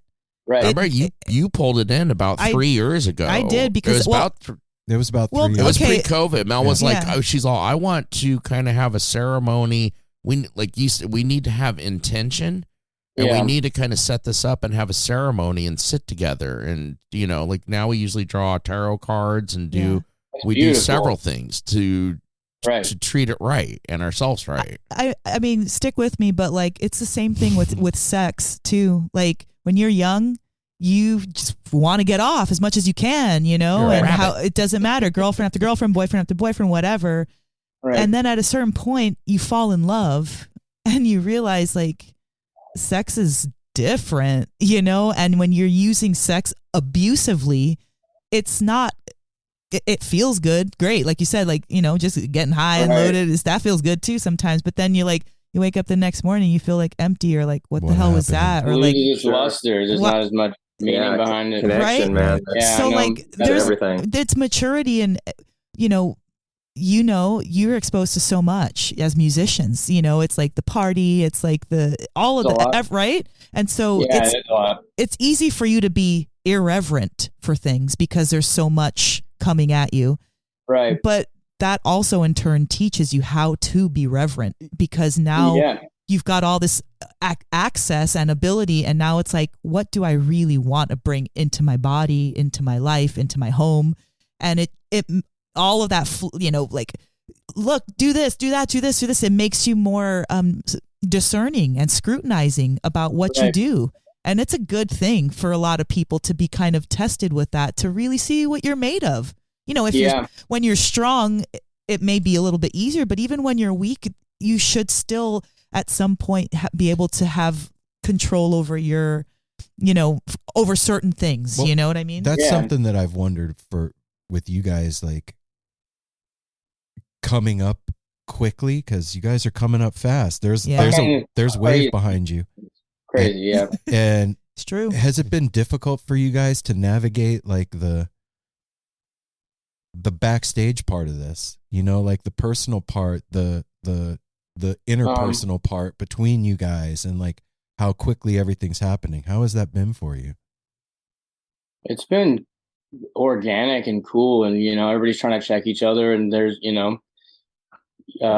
we're getting a better grip on it, just handling everything and knowing how to maintain yourself on the road. And, you know, I get sick pretty easily. Like I stopped our first tour. Like I didn't drink or even smoke much at all. You know, I bring like nice oil, like my little like electronic rig, low temp dabs, and like no booze. Like I didn't want to lose my voice. And then I had to learn how to navigate like not getting a tipsy or get a little buzz before I go on stage and all these little things. But it's like the show is first and foremost, I think. And like, if I know some of the limits of my body and what's going to, longevity is key, you know? And, we've been navigating it now with the band relationship and us being on the van, and we all live together. We live in this house we're in. Matt lives here too. Parrish lives across town, but like, it's a relationship. You got to nurture it. You know, we butt heads quite a bit, nothing crazy, but like it's natural, you know, and you can't let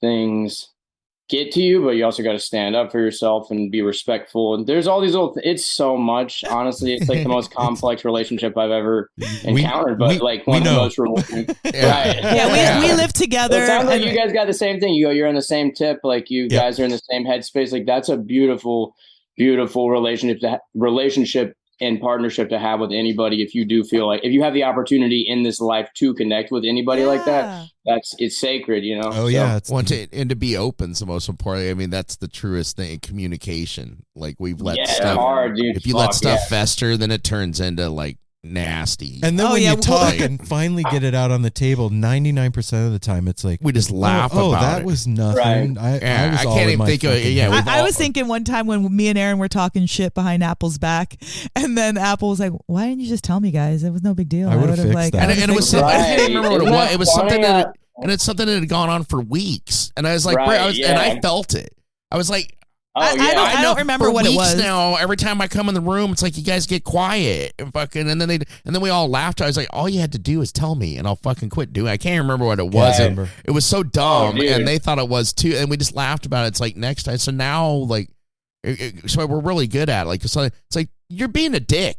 Would you not do that? Like immediately get it out, and it's like, sorry, I'm being a dick. I'll quit doing that. Thanks for saying I'm a dick. We've been living together for 6 years. That's quite a long time, and we're still learning how to relate to one another. It never stops, you know. Like it changes. Yeah, because that was just the other day, and like not too long ago. Matt, you know? how's it been for you? Hey, Will. Sorry, Will. No worries. How dare you? We wish Matt was here. Shout out, Matt. Shout out to the dude. Shout out, Matt. Man, it's been good. What was the initial question you asked? Just like the interpersonal, you know, you guys got a lot of momentum behind you. Sicard Hollow is coming up fast. You're getting a lot of publicity. There's a lot of shit going on. There's a lot of stuff. And like, with all of you guys living together and all that, how has it been for you? Well, to zoom out, like we started the band and it was like anything, like we were just some friends. We were getting together and jamming together, and it was all for fun. And our friends were coming out to the shows, and we're going out to our friends' shows. And it was, and the Nashville community's still there, but you know, we're all getting older. We're now on the agency, and we can't play in Nashville as much as we want to. But it's been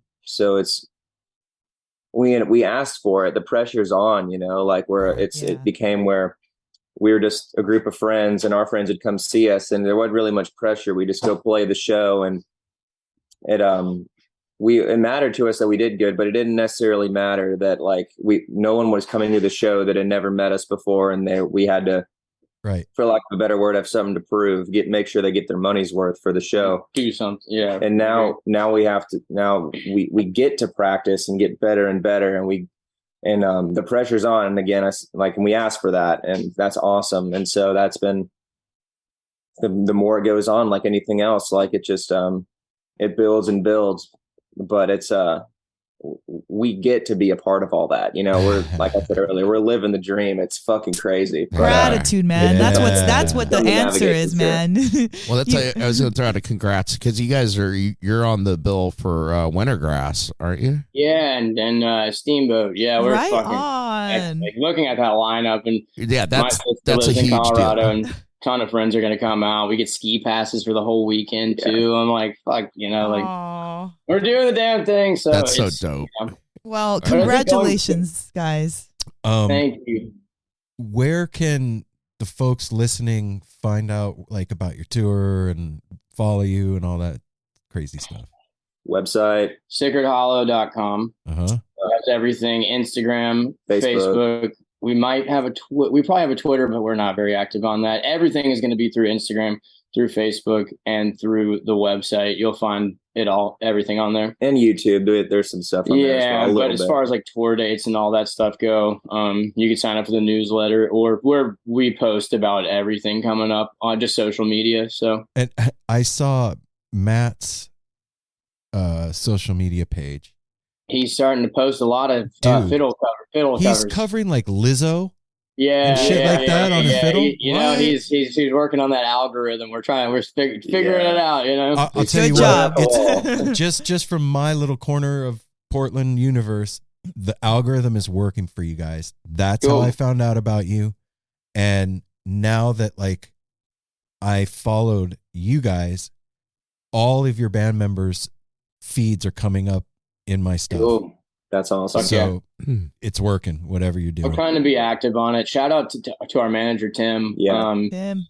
Tim's really great. And, you know, we're all stoners and like we wake up and like there's again, back to the intention of the daily agenda. It's like easy to like wake up and let everything slip your mind and play tunes all day or do whatever. But like Tim's like, all right, guys, like here's what we need to do. Like this is your only job, unfortunately, is not stepping on stage and playing like this. We're a business, we're an LLC, we're owners of this thing. Like most of your money is going to come from you guys selling merch and doing all these other, you know, these things that like we need to have somebody on it and like play the game, if you, for lack of a better way of saying that too, you know, like we want to just wake up and play music, but sometimes you got to flip the camera on and show people that people want to see what you're doing, you know? Yep.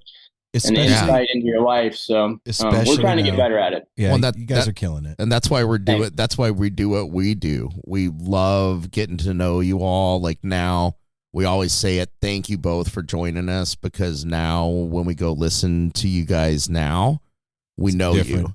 Yeah. We like sat with our friends and we got to know you. And now we go listen to your music and it with different ears. When you guys come out this way, however close you get. If you come we'll be out there. Okay. I don't know when, but we will be out there. When you come through Portland, you guys got a place to crash, man. You don't have to sleep on, gross hotel floor or something. Yep. Yeah, for real. Get a home cooked meal, could do laundry. Wait till you hear Parrish snore and then you're going to regret. It's okay, dude. Did you see the dog? Yeah. Nobody snores louder than the dog. He snores like put money on it right now. He snores like a grown-ass man. Big man be up against anybody you got. I'll put him up against. I love that. I can't wait to meet the rest. Matt and Parrish. Shout out, guys. Parrish is gonna be like, "Fuck you, Alex." You're my dude. And there you have it, everyone. Hope you dug it as much as we did. We didn't want it to end. Nope. Not at all. Alex, Will. Thank you, gentlemen. You are gracious and kind, and thank you so much for hanging out with us. That was a pleasure. An absolute pleasure. And thanks for brightening up our day. Cannot wait for you all to make it out to the Pacific Northwest and to see you guys play on a stage out here. That's going to be super, super dope.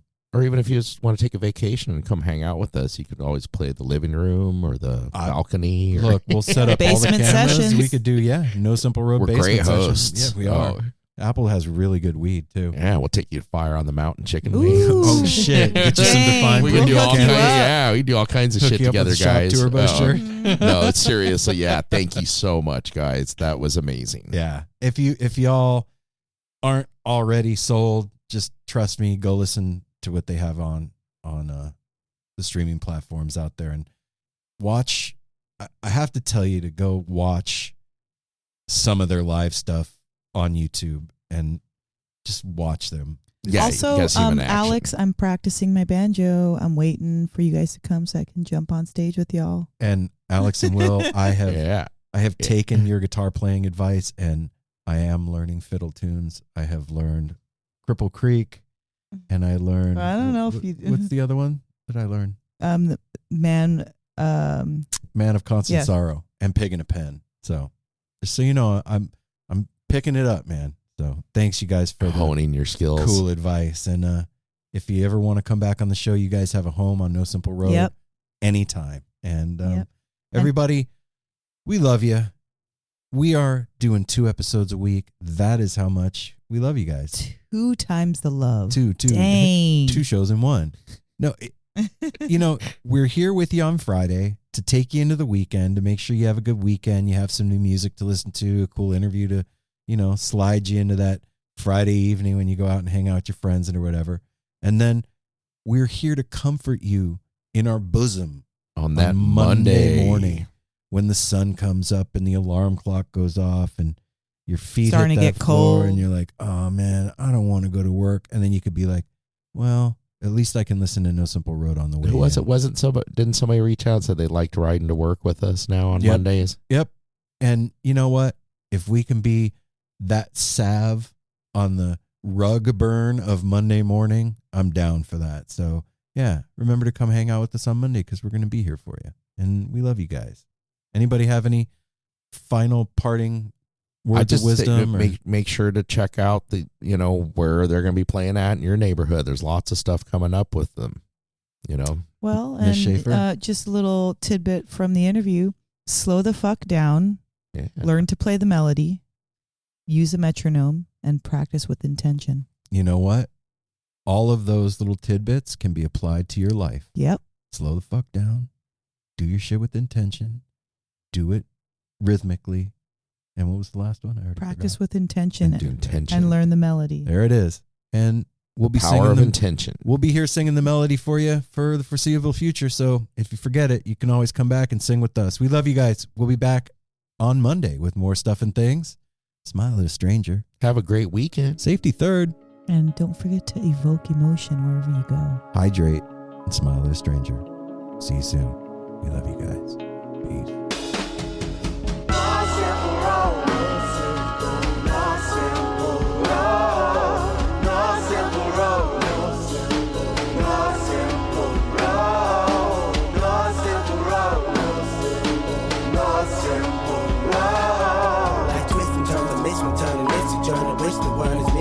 But it's a burden. Family needs has been deferred, and hella means been the earth, and alchemy can bring the birth, the melody of a newborn.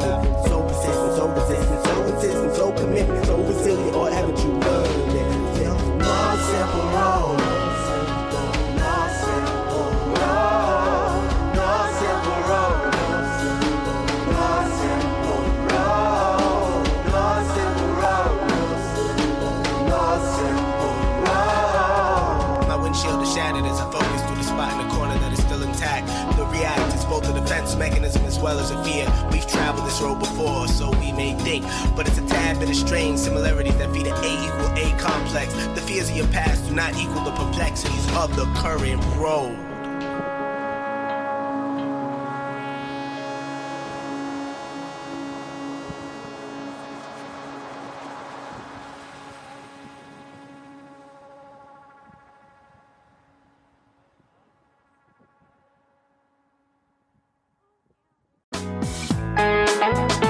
Hey listeners, I want to tell you about the April-May 2023 issue of Relics magazine. Features a Dave Matthews Band cover story with additional articles and interviews with The National, Graham Nash, Wayne Shorter, ALO, Ivan Neville, our friend Eric Krasno and Stanton Moore, Marty Stewart, and much more. Check out the latest version of Relics and subscribe now at relics.com/DMB. Thanks, Relics. Hey, what's up? This is Blake Weiland. I'm the host of the Tone Mob Podcast. It's a show where I interview guitar people about guitar stuff. We talk about their pedals, their amps, their accessories, their preferences, all that stuff, as well as a healthy dose of whatever comes up. Topics have ranged from aliens to addiction and anywhere in between. Oh yeah, and pizza. We're definitely going to be talking about pizza. So get the show wherever you're listening to this podcast at. Just search The Tone Mob in your search bar and it will pop right up. Come join us. We're having a lot of fun. Thanks for checking it out.